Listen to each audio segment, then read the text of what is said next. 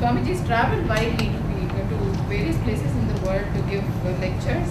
Some of the countries that Swamiji has visited are Italy, France, Germany, Switzerland, to conduct meditation camps and personality development courses. And Swamiji is also a recipient of several awards, and one notable award was conferred in 2007 by Universal Peace Foundation of USA, conferred the title of Ambassador of Peace in recognition of Swamiji's services and activities for the upliftment and progress of slum dwellers and youth. And it's a pleasure to have Swamiji with us today to deliver a lecture. Welcome to sir. It is a disadvantage sometimes.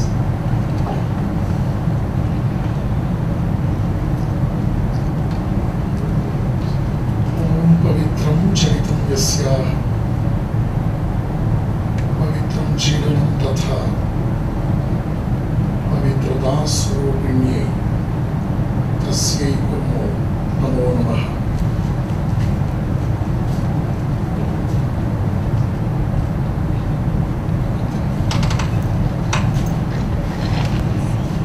Salutations to the Divine Almighty.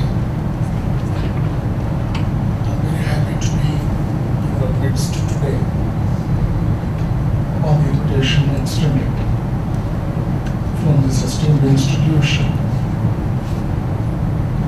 Dr. Ramchandra was kind enough to contact me over phone almost 2 months before. And while I had been to Bangalore in connection with the program for Jawaharlal Navodaya Institution students, later on the communication went on, and today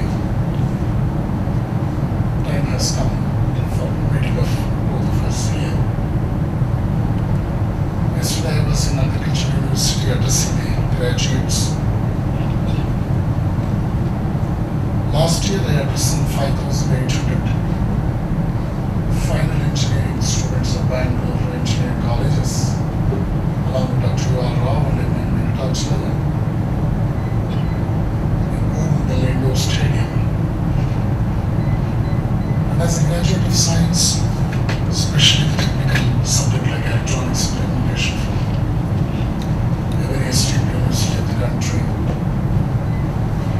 no doubt technically India is prospering. India is producing maximum number of engineers and doctors today in the world. We don't have any deficiency as far as the technological knowledge is concerned, unlike way back to the days of Swamy Veereshananda. Maybe a surprise to you if you come to know that Indian Institute of Science Bangalore today, it is because of the motivation of Swamy Veereshananda to Jamshedji Tata. And Swamiji was on his way to Chicago in connection with the First World Parliament. Tata was his co-passenger. During the discussions, Tata was very much moved with the intellectual gigantism of Swamiji and his patriotism also. Later on, he requested Swamiji to guide him. Swamiji, in what way I can serve my country? That was the question put forth by Jamshedji Tata with Swamiji. Swamiji said,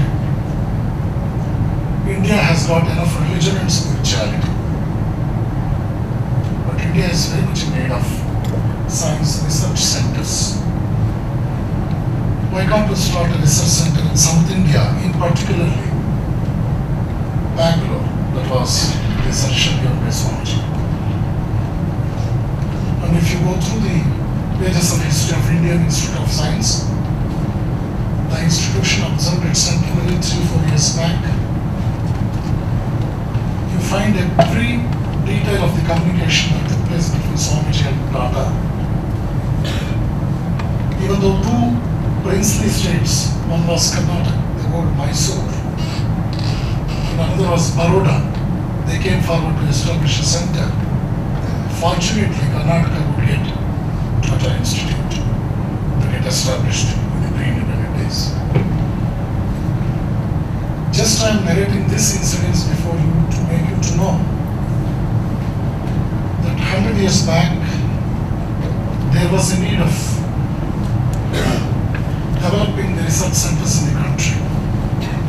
sannyasin could realize that.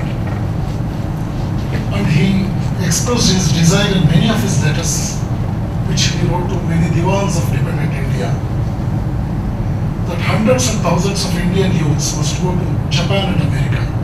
He mentioned Japan in the first place and America in the second. And our children must get the training in the field of technology. Now, you need not beg for that, he says. In turn, you must give them spirituality. The West is in need of spiritual knowledge. Our country is in need of science. So, in terms of commerce, we speak something about barter, just to make you to know. I am quoting this example. This is something like the exchange of knowledge. India is rich in spirituality, and the West very much needs that. And India was in need of science and technology, of course. Today we have plenty of science resources in the country. But it is very unfortunate when we see the conditions that is prevailing in the minds of the technical graduates and people who are working for this field. The latest IG reports of Karnataka police, it reveals out that every year almost 40 to 50 software engineers, especially in Karnataka, Bangalore, who are getting a salary of more than 75,000 rupees a month, they are committing suicide. The double income families are not happy. I am touching the social aspect of the family life. Here, we must go in search of the reason behind. Today, even financially, the country is growing wonderfully. We can't say India is a poor country today. You can say India is a lazy country, but not a poor country. Even today, in rural places, you have one or two earning hands and 10 to 15 people, depending on which earning hands. But one alarming situation in the country is the education of the country is making us more intelligent. But somewhere we are losing our social relations, family relations. That was not the case in ancient India. So, when we go in search of the reasons behind, we find there is so much of tension in the working field. Our youths are trained mainly in the field of technology, the knowledge sector. Today, very unfortunately, education, to a very great extent, it has become education is for livelihood. But education is for life. You may be surprised to hear this from a monk. If you go to a railway station, catch hold of Somalis who are illiterates. They are earning minimum 1,000 rupees a day. They sleep better. I was waiting for one train 6 months back. As you all know, the train will not come at the exact time in Indian scenario. Out of interest, I started talking to 2-3 Malis. Why you did not go to school, I asked. All the people said, Arey Baba, when I am earning 1,000 rupees a day, what is the need of going to school? I am eating good quality of rice. I am taking care of my family members. Not even in dreams I felt the importance of education. Now the same question I want to get reflected in the other section of the society. Many times we hear that more we study, more we can earn. It's a paradox when we compare it with the previous example which I narrated just now. If an illiterate man says there is no need of literacy to earn money and get the livelihood, on the other hand, why this intellectual gigantism is confining itself to the aspect of earning money? Let money have a place in our mind, but it should not find a place in our heart. That is the secret. Here again, it is very, very important to recognize the most important aspects to make our life more peaceful, more happy. I don't say more comfortable. The word comfortability is a complicated word. Comforts will destroy human tendencies and capacities in many of the cases. How to make our life a successful life? And as Sri Ramchandra suggested me, work-life balance is today's topic. I know it is very difficult to listen to the first period after lunch. That is the experience of almost everybody. That is why generally the classes during our education, the language teachers will be requested to take the afternoon classes. They do enjoy doing so. All the important subjects like physics, chemistry, mathematics, they will have their opportunity before lunch. But you are all very enthusiastic and very young people who are rich in intellectual knowledge and who are really searching for a path to achieve greater adventures. So I'm really happy to share some of the thoughts with you. Here I want to touch some philosophy, some biology,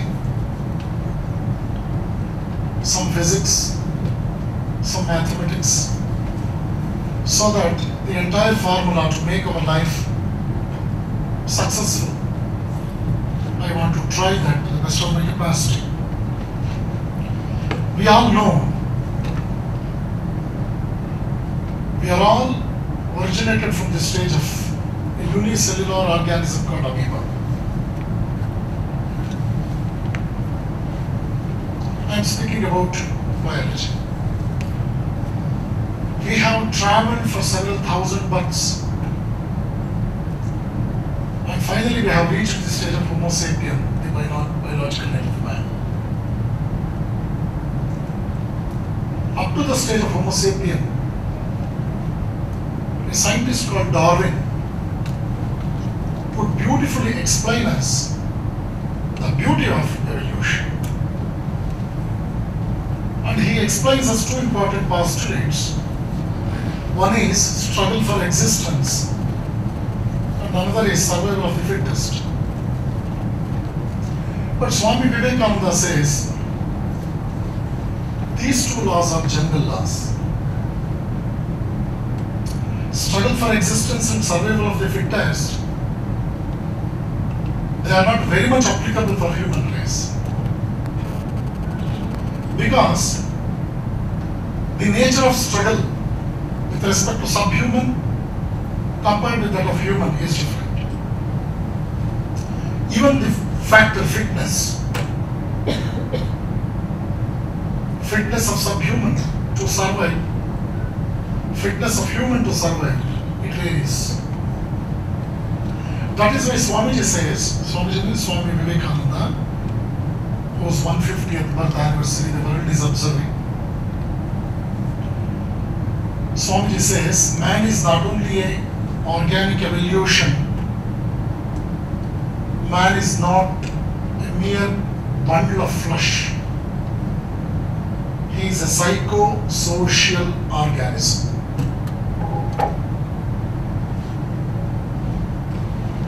Man has got a psyche. Man is a social animal. We all know from the past pages of history, one great thinker called human being as a social animal. You know, Aristotle, Plato, they called man as a political animal, a social animal. A person like Benjamin Franklin, he called human as a political animal, a economic animal. Alvin Toffler, another thinker, he defined man as an animal capable of producing machines. See, these are the definitions given by different people in the past history to define man. But what does Indian philosophy say? Vedanta defines man as each soul is potentially divine. The goal is to manifest this divinity. Teach everyone his true innate nature. Call upon the sleeping soul. Power will come, glory will come, goodness will come, everything that is excellent will come when the sleeping soul is roused to its absolute activity. Do it by Karma Yoga, Jnana Yoga, Bhakti Yoga or Raja Yoga, any one of them or all of them, and be free. They did not stop at this stage. The Rishis say, no books, no scriptures, no sciences can ever imagine the glory of self that appears as man.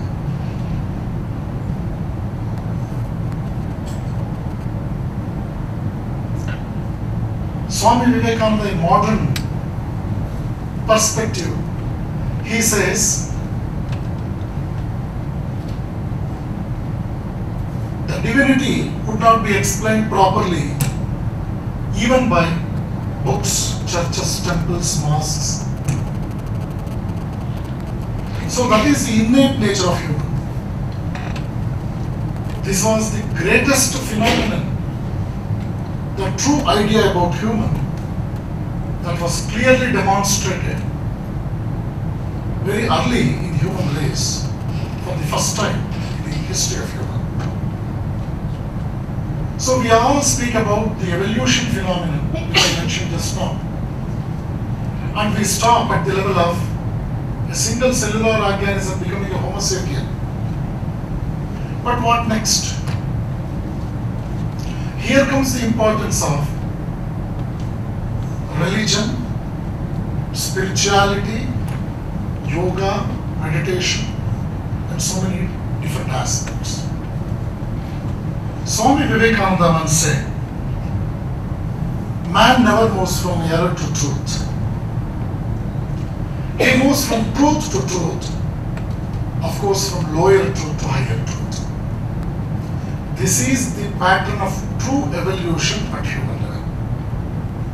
This Darwin could not explain. As I said in the beginning, struggle for existence and survival of the fittest. They cannot fulfill the needs of the total evolution of man. So here we are in need of spiritual science. This is what Swamy Vivekananda says. Whatever you are studying as material science, whether physics, chemistry, mathematics, astrophysics, nuclear physics, so on and so forth, we are all familiar with the fact that these material sciences, they come under time, space and causation concept. That which comes under some time, space and causation is finite. A finite entity is an entity confined to senses. But there is a higher level of science which is beyond the sense perception, and that the ancient rishis of India called as spiritual science. I was in Zurich in 2006 in connection with lecture tour for 3 months in European countries, 6 European countries. I met one Sanskrit professor from German university, originally a German, came to India and studied Sanskrit, studied Vedas perfectly, and today he heads Sanskrit department in one of the universities of Germany. He asked me a question. Swamy, how did you know that Earth will go around Sun? As a graduate of science, I told him it was Copernicus and Galileo who did wonderful discovery. They invented a telescope, as we all know. When Copernicus said Earth goes around the Sun, he was tied to a tree and he was stoned to death. He must know the truth. But later on, it was Galileo who invented a telescope with the help of which we could easily find out the movement of Earth, the movement of so many objects.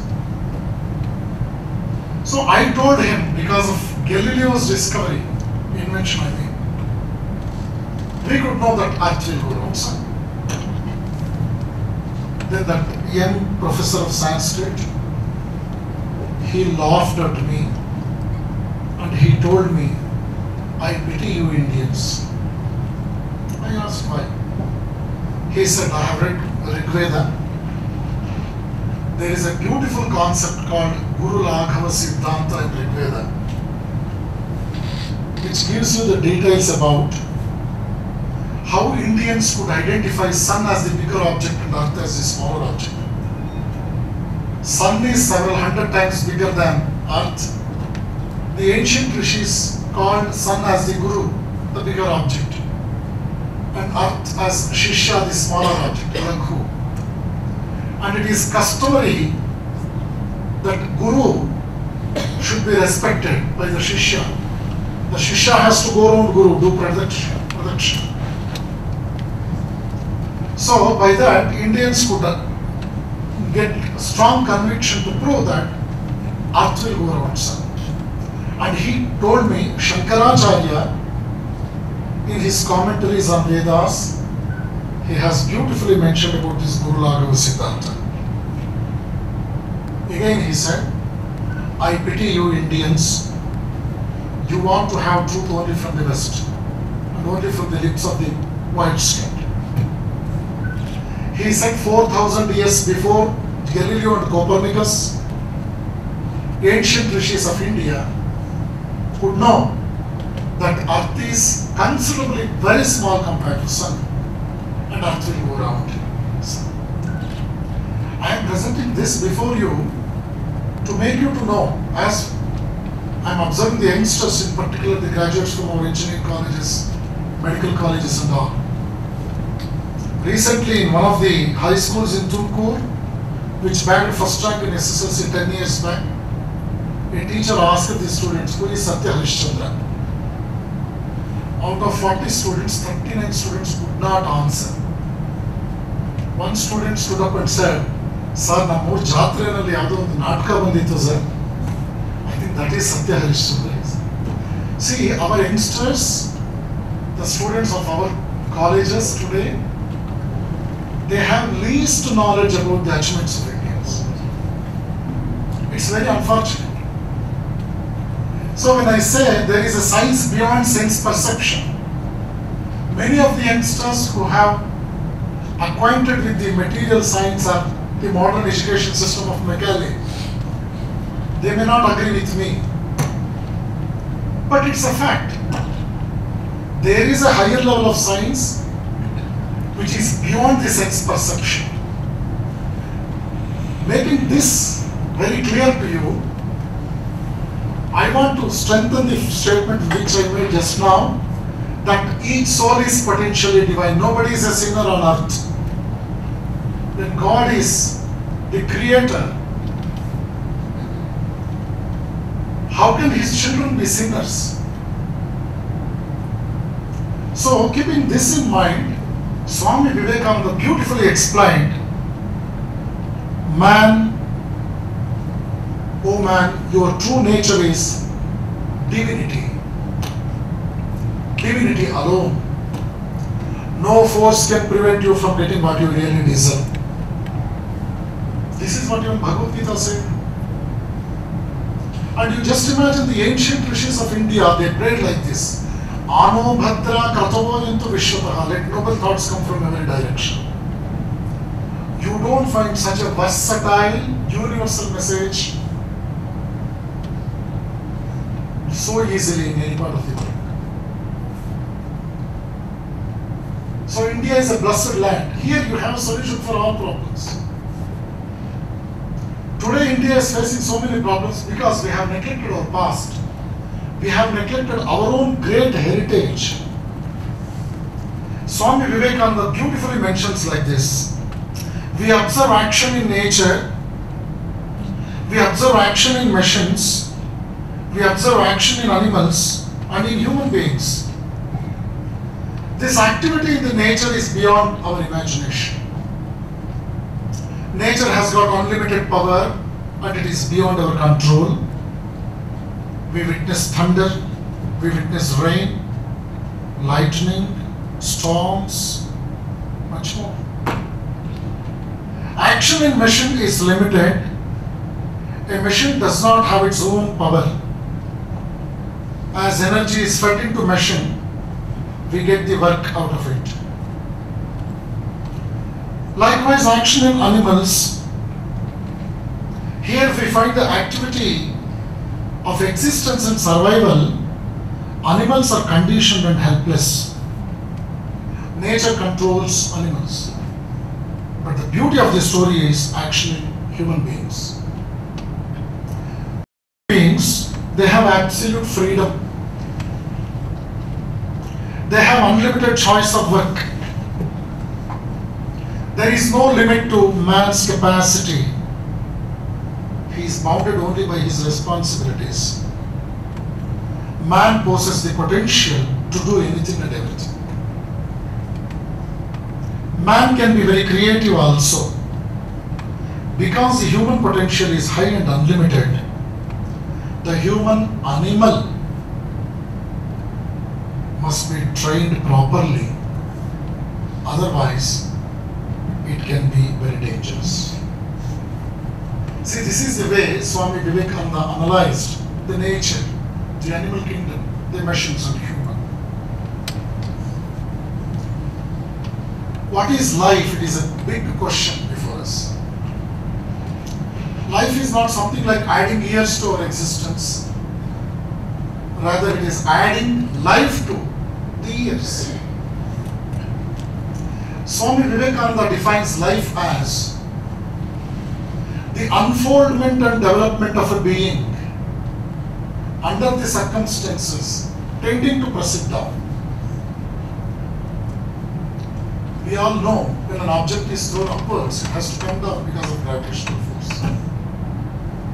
But there is a particular speed called escape velocity. When an object is thrown with escape velocity, it can overcome the effect of gravitational force. Like that, people with ordinary faith, most average way of respecting values, imbibing good values, they can be compared with objects which are thrown upwards with ordinary speeds. They come under the control of the circumstances. They blame, they curse their future, they curse their fate, they go in search of so many people. And you know better when you witness television in the first 2 hours of early morning, how many people will guide you in those aspects.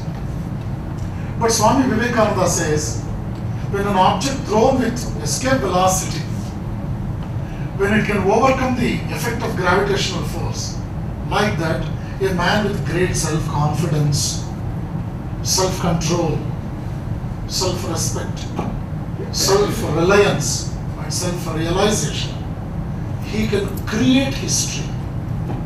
Man need not be a creature in nature, rather let him be the creator of history. He who has got faith in himself, he who does not depend upon the other forces for his upcoming in life, is the real man who is the creator of history. This I am presenting before you just to make you to know that life is a continuous struggle. This struggle is to gain freedom. And when you accept that life is a struggle, and the purpose of this struggle is to gain freedom, this freedom will make you to realize what is knowledge. And ultimately, life, so-called struggle, which was apted for getting freedom, which can fetch you knowledge, will ultimately take you to a stage where you become most unselfish. It is unselfishness that helps you to manage the internal and external situations properly. Managing the body, managing the intellect, managing the mind, and taking the advantage of the moral values and ethics. If we can manage ourselves, absolutely there is no problem with respect to tension, aggression, depression, addiction, so many problems of modern society. Einstein once said, science can denature plutonium, but not the wickedness of human heart. Today in America, you find meditation halls in almost all airports. 7% of Americans, they know how to chant Omkar. I was in Barcelona, Spain in 2004. I represented India in 4th World Parliament of Religions. The first one was in Chicago way back to 1893. Second one was the centenary of the first in Chicago, 1993. Third was in Cape Town, 1997. Fourth one was in Barcelona, Spain in 2004. This World Parliament, it was aimed at bringing the people closer, to understand, to exchange the dialogues, to fight for establishing universal peace and all. The world is coming very close now. People are understanding these values very much. But you know, these modern problems are rampant. It is growing again it is growing because somewhere man is neglecting the ethical values, the moral values that are very important for life. Our Marx cards are very rich with respect to Marx. But Vivekananda, by defining education, education is a lifelong process. All of us must accept it. We have so many things to learn. If I have an engineering degree, it is a degree completion certificate, something like that. Of course, it's some theoretical knowledge. Mortimer Adler, a great thinker, who was the chairman for the committee that was entrusted with the work of preparing the Encyclopedia Britannica, in the foreword of the text, he beautifully writes, the real education starts after you quit your college. Many of you have experienced that. Then you may ask me, what is the purpose of going to school all these years? It will benefit you in two folds. Number one, the education what you could get till now will increase your intellectual curiosity. Number two, it will help you to realize that education is not a process confined to a particular period of time, rather it is a lifelong exercise. So here, while defining what is life, I told you it is the unfoldment and development of a being under the circumstances tending to proceed down. Please accept that life is a challenge. No doubt in it. It is a continuous struggle. And we learn so many things from the past. Yesterday is a cancelled check, no doubt. Tomorrow is a promissory note, yes. But today is ready cash on hand. If you manage today with the experience of yesterday, you can beautifully frame tomorrow. The ancient rishis say, live in the present. Don't worry about the past mistakes. You could learn so many things from the past. Keeping that in mind, if you manage today properly, definitely tomorrow will be very bright. So life, it is a permanent schooling till our last breath. It is a continuous struggle. And even a great thinker like Nietzsche, once beautifully he mentions like this, believe me, the secret of reaping the fruits and benefits of life is achieved when you live dangerously.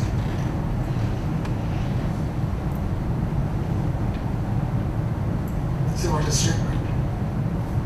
That means to say, in other words, he is defining life as a struggle. It is not something like a jellyfish existence.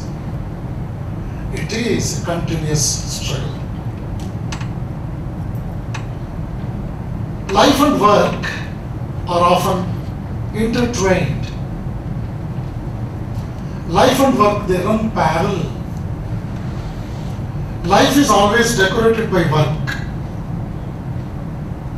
Life is so inseparable from life, work is so inseparable from life, as it is the main key to unlock the total capabilities. Work will allow us the idea of better you. Once William Wordsworth says, life is divided into three terms: that which was, that which is, that which will be. Let us learn from the past what I told just now, manage today beautifully so that tomorrow will be more successful and effective. The problem lies here. Generally, we are all afraid of two obstacles in life. One is the fear of failure, and another is fear of criticism. You find so many good people who don't get exposed themselves to this society. That is why it is said, the problems in the society today is not because of the organization of the wickets, rather than the disorganized so-called good people of this society. So-called good people are disorganized. They don't come together. They don't solve the problem totally. They don't unite. Because man is fear of failure and man is fear of criticism. But failure is merely an opportunity to more intelligently begin again. Failure is not end of life. When we are all in the work field, many times we are afraid of failures. Failure is not end of life, it is a delayed success. At the same time, any success is not the final success in life. You please go through the life of Abraham Lincoln. His life is worth reading. You please study Nani Palkiwala, a a great lawyer at the international level, you find what a great achievement they would do. I want to quote from the pages of the life of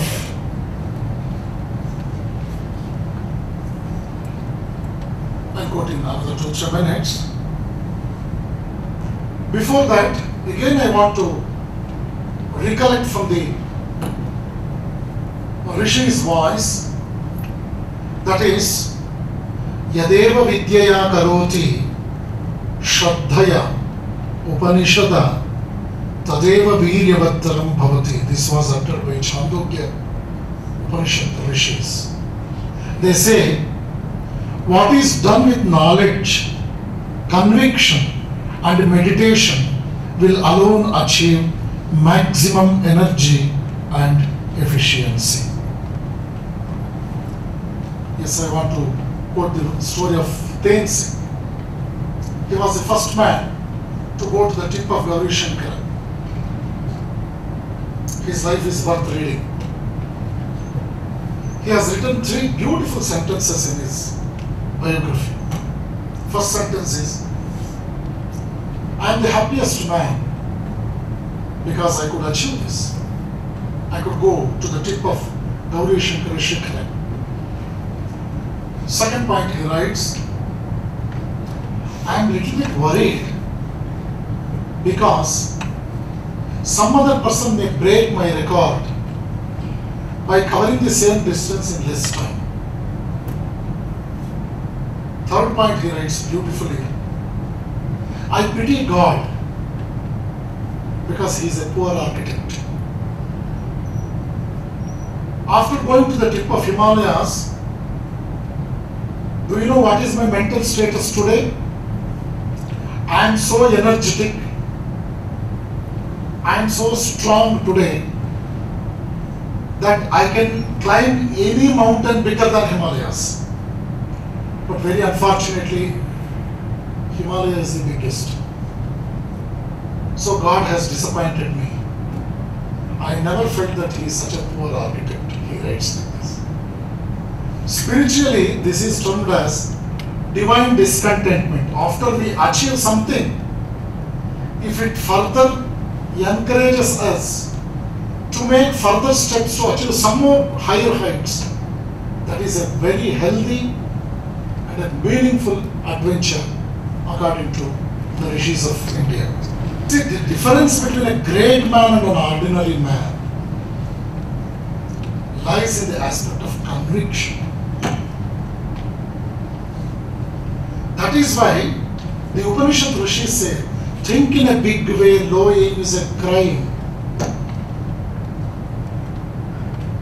Swamy Veereshananda says, if any man wants to become great or any nation wants to become great, they must respect and follow 3 important aspects. Number 1, conviction of the powers of goodness. As much as possible, please develop positive thinking. When a piece of iron comes in contact with a strong magnet, we all know magnetism. The iron will gain the properties of a magnet. This is very much true with respect to human relations also. The people with whom we associate ourselves, they can influence us. The thoughts what we receive generally, they can strengthen or they can weaken our mind.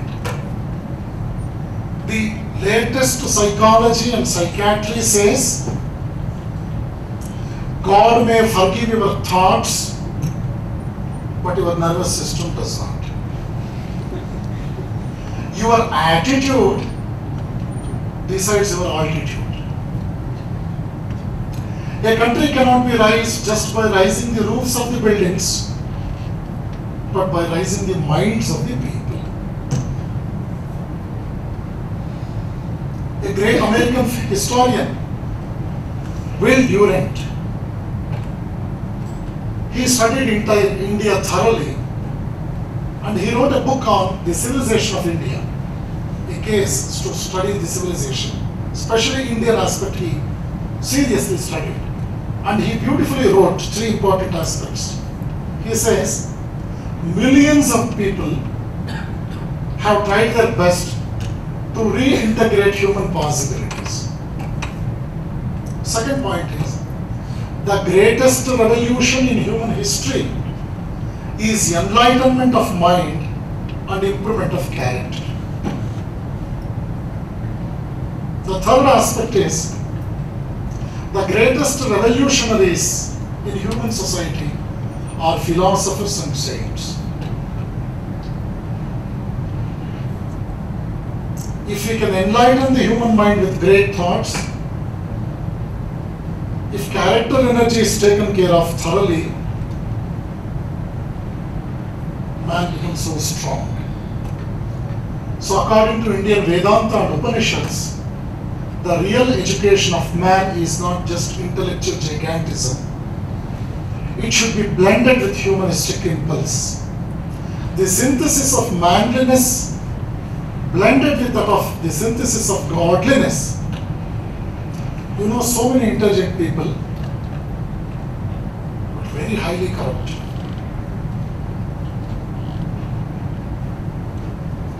We have come across so many very big name doctors who are caught in this scandal of the stealing of the kidney. It happened a decade before. And it is happening almost in every important city of the world. Mere intelligence will not fetch us success and satisfaction. That is why our mind and heart must go together. The synthesis of manliness and godliness, they should blend. That means to say, intelligence must motivate us not only for the individual development, but also the development of the collective society, because man is a social animal.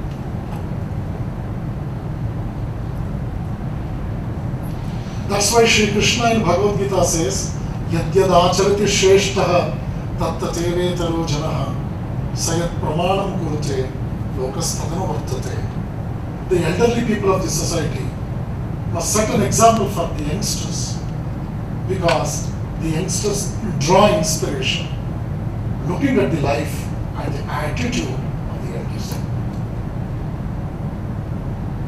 See, these are all the important aspects connected with the psyche of human.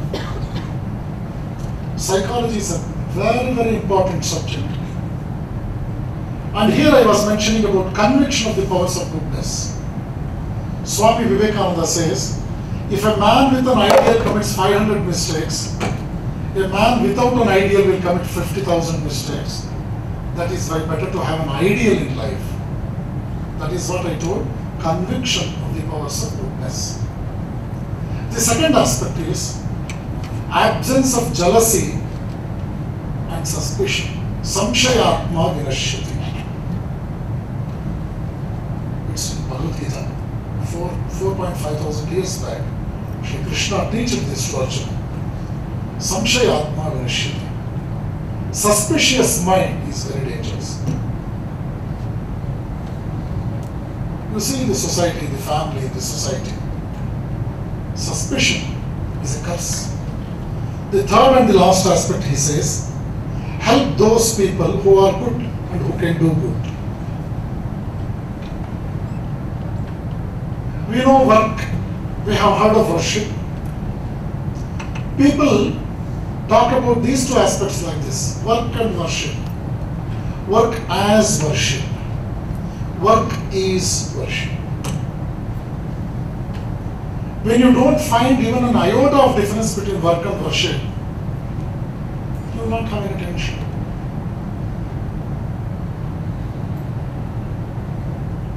You will not be very aggressive. There will not be any depression.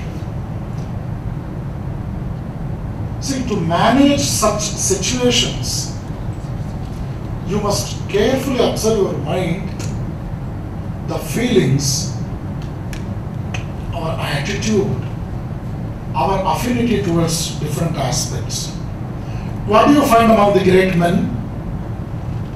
the great men, they keep calm in danger. That is a beautiful attitude, very significant attitude. They keep very calm in danger. They have the power to say right things in the presence of many people. Great men, in prosperity, they forgive. In battle, they show prowess. They show desire in learning. They always intend upon doing good things. That is why psychologists say, try to live with those who have mastered their mind. If you can't, think of them, because mind controls mind. This is a very important aspect of psychology.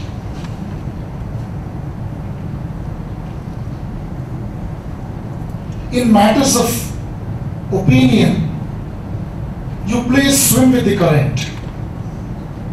In the matter of principle, stand firm as a rock. Swamy Veereshananda once said, it is more honorable to accept defeat in the right path than trying for success through wrong means. We know plus into plus is plus, simple second standard mathematics.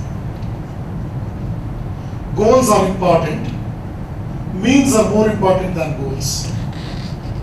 To achieve a good goal, we must have a good path. Plus into plus is plus. If you have a positive goal, if you have a negative path, the result will be negative.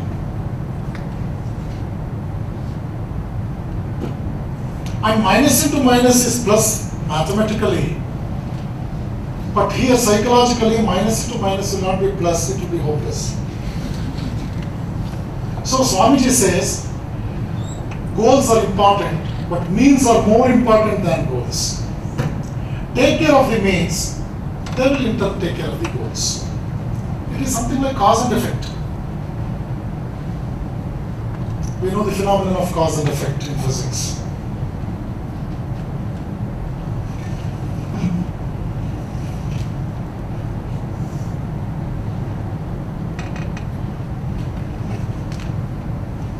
It is not the work that kills, but it is the worry. That is the latest discovery in psychology. Worry kills man more than work.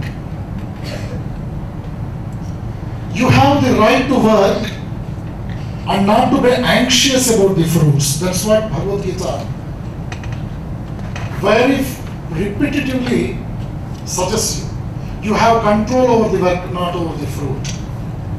Because if you think more about the fruit, it creates anxiety and it makes you to worry much. Very unhealthy scale of worry will occupy you. A lot of work can be done by even an average man only if he just knows how to be calm without being anxious. But that is very difficult, very difficult. Swamy Veereshananda says, about 25% work can be singly handled by a man of calm and pure mind. Then, how to work without anxiety is our question. Should we not give sufficient attention to work? What is wrong with paying concern about the results? We may ask. To work without worry does not mean to work without being mindful. Rather, we must be more mindful and more attentive. A methodical work with all attentiveness will strengthen our willpower and it will increase our efficiency. This is what Bhagavad Gita says. And regarding the responsibilities and privileges always go hand in hand. But the pathetic scenario in Indian context today, there was a dictum in Kannada, some of you can understand. Kai kesaradare, vai mosaru. In Kannada, it's a very meaningful dictum. Nowadays, there is a small change. Nimma kai kesaradare, namma vai mosaru. People are in search of rights. They are not at all bothered about the duties, responsibilities. When Swamiji came back from Europe and American trip, way back to 1897, Swamy Veereshananda was asked by a group of youngsters. They asked Swamiji, now the freedom movement struggle is going on. We are all struggling to have political freedom. Why can't you lead the delegation? India is badly in need of a leader. People are requesting Swamy Veereshananda to lead the team. But today, even though people are aged much, even the public requests them to go for rest, they don't retire.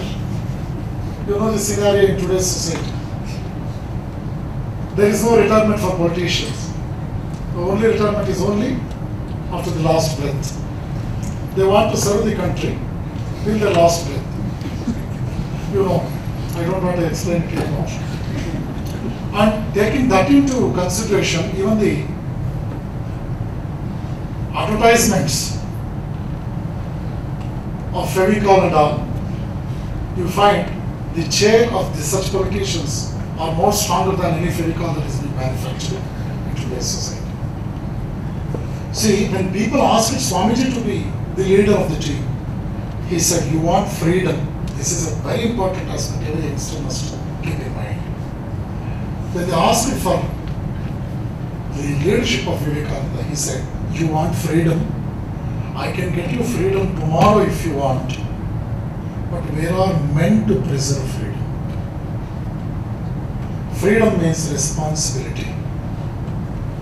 Prepare men first. Freedom shall come on its way. Freedom means responsibility. Greater the responsibilities one realizes, the greater will be the privileges one can enjoy. To demand rights and privileges without discharging one's duties and responsibilities would be unethical and suicidal. When a person discharges his responsibilities sincerely, privileges come to him unsought. This is one of the greatest secrets of Karma Yoga. We have to work without respite.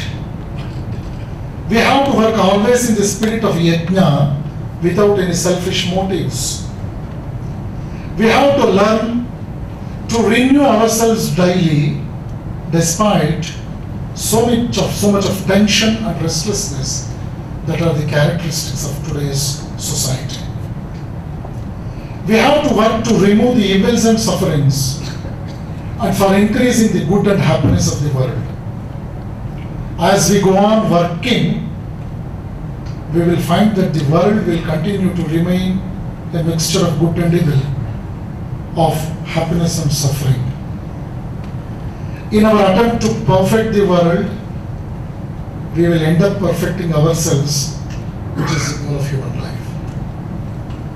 You can't perfect the world. We try for that. There is a story once, a monk,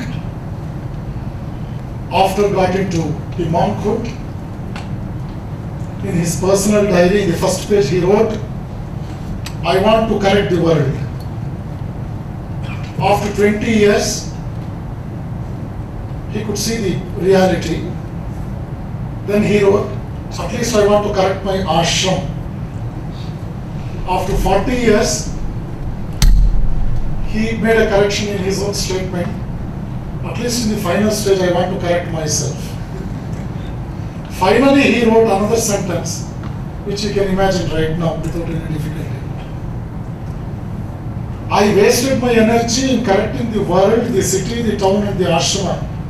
I could not find time to correct myself. This is the scenario. Everybody wants to correct, no doubt. But Vivekananda says, if you correct yourself, you are reducing the number of fools by one. To conclude, what is success?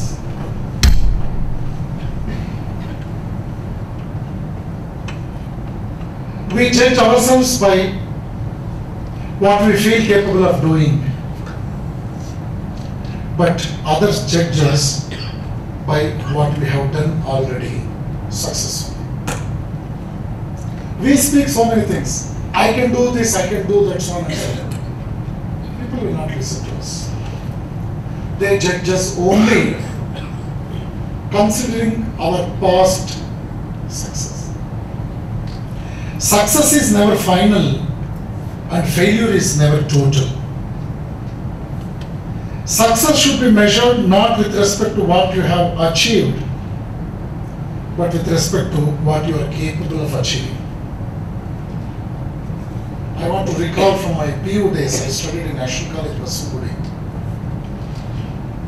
We had a great galaxy of teachers. I'm very happy to inform you that mathematics was my most favorite subject. And you will have one instruction at the top of the question paper, answer 6 questions out of 10. And myself and some of my friends used to write, my dear teacher, choose any 6 answers out of 10. Writing, so we used to answer the entire question paper. See, this is what I am mentioning before you. We may get 85 or 90 out of 100 and we feel we are successful. But where exactly we lost 10 marks is a serious thing to be dealt. Success cannot be merely measured with respect to what I have achieved. Rather than it should be compared with what I am really capable of achieving. That is the true success. It is more honorable to accept defeat in the right path rather than trying for success through wrong means, which I mentioned just now. My dear friends, I thank Sri Ramchandra and the office bearers of IIIT for inviting me and sharing my thoughts with all our young friends here. I request Dr. Ramchandra to bring our young friends to Tumkur at least once in a year to have some outing like program. We can have such a day-long workshop. I can invite some of the very good speakers from different parts of the country so that even Bangaloreans, they wish to have outing. They are fed up with Bangalore environment, I know. Spending Saturday and Sunday is not so easy. With so much of pollution, noise pollution, thought pollution, every pollution, galaxy of pollutions you have. So generally I invite the technical graduates, the medical students, the chartered accountants, the company secretaries, and I invite the integrated PhD students of IISc. They make a visit to our ashram once in a year. They come early in the morning, stay till the evening. They will enjoy their stay, every bit of their stay. I very sincerely feel that you too can enjoy a day outside Bangalore. And I will assure you, you will not be bored with so much of philosophy and lectures all through the day.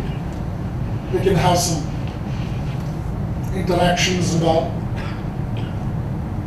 And ashram is a very good place. The biggest Ramakrishna temple in Karnataka is in Tumkur.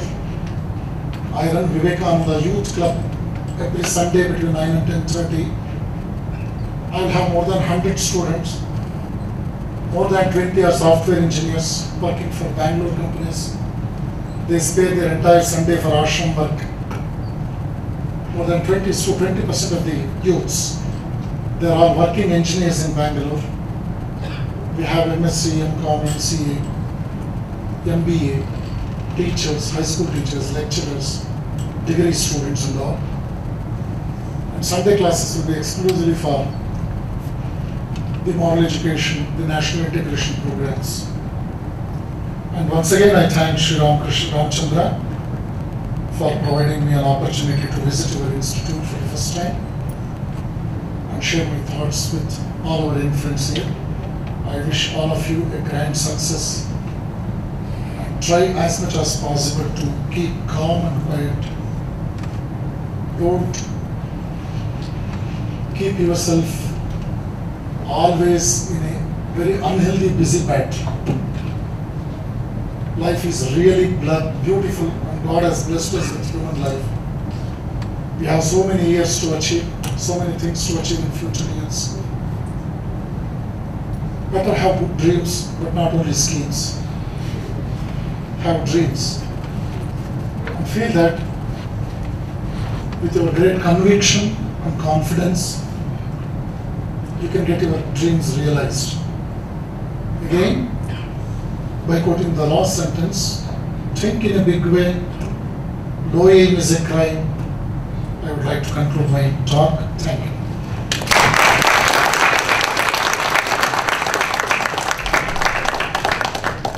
Thank you, sir. Thank you everyone for coming here. Now I like to request Professor Prabhu to come here and present a